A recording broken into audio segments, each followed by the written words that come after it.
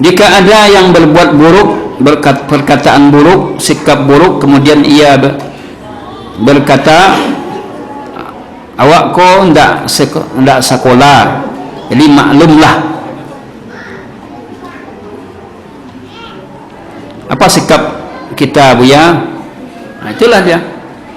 Dia tahu, dia sadar dia ndak sekolah, tapi dia berkata buruk, ya. Seharusnya dia sadar, ya, dia rubah sikapnya. Kalau memang anda mengaku ndak sekolah, ya anda tahu ndak sekolah, rubah sikap tadi, ya. Kepada sudah dinasihati baik dan dengan orang lain, ya, itu minta bantuan pada orang lain. Ya, memang dalam hal ini ada orang yang sudah terbiasa perkataannya buruk, karena kadang-kadang pengaruh didikan juga ada. Pengaruh pendidikan di rumah. Kenapa? Misalnya orang tuanya, ayahnya sering marah-marah, kemudian memaki-maki, ibunya juga demikian. Apa dampaknya terhadap anak? Anak juga akan seperti itu. Ya. Nah, oleh karena itu nasihati dia dengan baik-baik, mudah-mudahan bisa berubah. Kemudian doakan dia agar terhindar dari akhlak buruk tadi.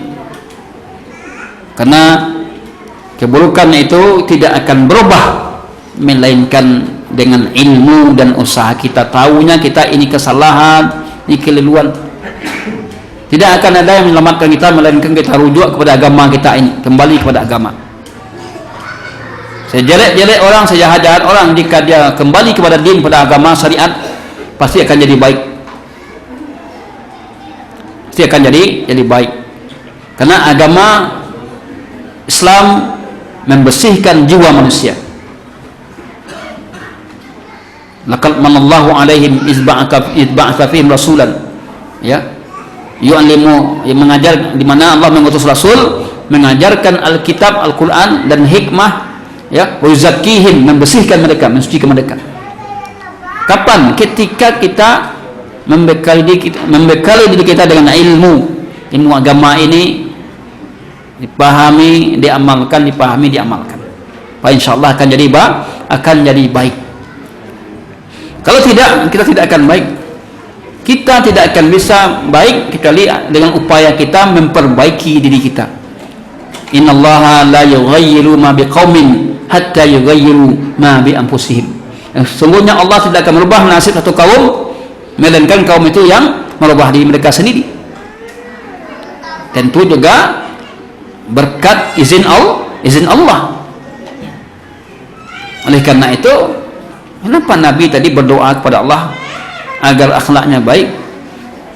Karena akhlak itu juga tidak akan baik melainkan dengan izin Allah. Ada orang sudah belajar agama di pondok pesantren, ya, tapi keluar dari pondok akhlaknya tidak bagus. Kenapa itu? Siapa yang salah? Orang tua harus koreksi. Jadi kadang-kadang kesalahan orang tua. Ada orang tua dimasukkan anaknya ke pondok supaya tidak nakal. Orang nakal-nakal juga saya masukkan ke pondok. Seolah-olah pondok ini bengkel untuk menghilangkan nakal orang. Kan salah niatnya itu. Seharusnya tidak demikian. Dia dididik, dibina. Tidak lagi menjadikan sekolah agama sebagai tempat buangan orang-orang nakal, tapi ada orang-orang yang baik, niatnya baik untuk memperbaiki dirinya, bukan karena nakalnya. Dulu ya memang, sekarang alhamdulillah itu sudah mulai berubah. Kalau dulu, kalau anaknya, ya, anaknya baik-baik, nggak mau dia masuk sekolah agama. Kalau anak perangnya jahat, jelek, masukkan ke madrasah, ya. Ini alhamdulillah sekarang sudah mulai berubah, dan adanya, ya, kesadaran manusia tentang pentingnya agama ini. Terakhir, ya,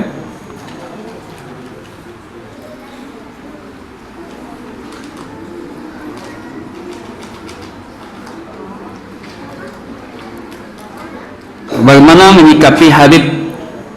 Karena saya pernah melihat para pengikutnya agak berlebihan terhadap Habib. Ada Habib di sini?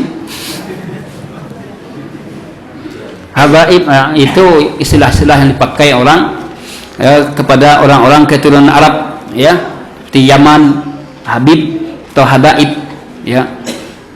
Mungkin banyak juga yang tidak kenal istilah ini, ya. Habib itu apakah keturunan Nabi? Kalau keturunan Nabi, mana sanadnya?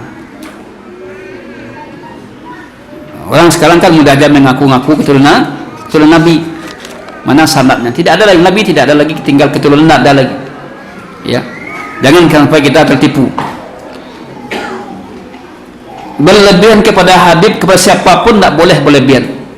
Kepada Ustadz, Syekh, guru, ya, apa kata dia semuanya benar, walaupun itu salah tetap benar. Kalau dibantah kualat, ya.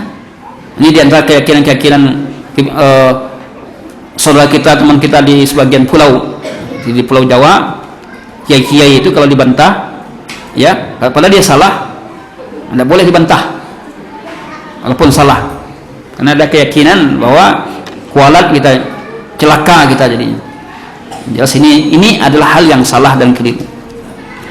Jadi kita tidak boleh fanatik, ya, fanatik buta kepada seorang ulama.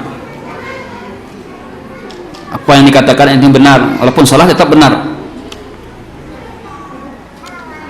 Karena yang maksum itu hanya Rasulullah. Tadi kita katakan Nabi saja tidak mau diagungkan sebagaimana diagungkan, karena orang Nasrani mengagungkan Isa bin Maryam. La tutruni kama atlatin nasara Isa bin Maryam. Nabi mencegah pintu-pintu al-ghulu, berlebihan. Maka banyak orang yang gulu jatuh kepada kesyirikan, datang ke kuburan syekhnya. Nah, selama ini syekhnya itu kalau meminta kepadanya dikabulkan Allah, sementara kita tidak. Sekarang dia sudah meninggal, kita minta melalui kuburannya. Ini adalah gulu atau hal yang berlebihan, yang tidak diperintahkan oleh Allah dan Rasulnya. Wallahu a'lam bishawab. Ini yang bisa saya sampaikan kaji kita pada kesempatan ini. Mudah-mudahan manfaat, menambah ilmu kita semua. Mudah-mudahan Allah Subhanahu wa taala perbaiki akhlak kita, budi pekerti kita, dan terus kita belajar akhlak, ya, terutama akhlak Nabi SAW yang kita jadikan contoh dan tauladan. Wassallallahu ala nabiyyina Muhammadin wa ala alihi wa sahbihi wa akhiru da'wana alhamdulillahirabbil alamin. Subhanakallahumma bihamdik asyhadu an la ilaha illa anta astaghfiruka wa atubu ilaik. Assalamualaikum warahmatullahi wabarakatuh.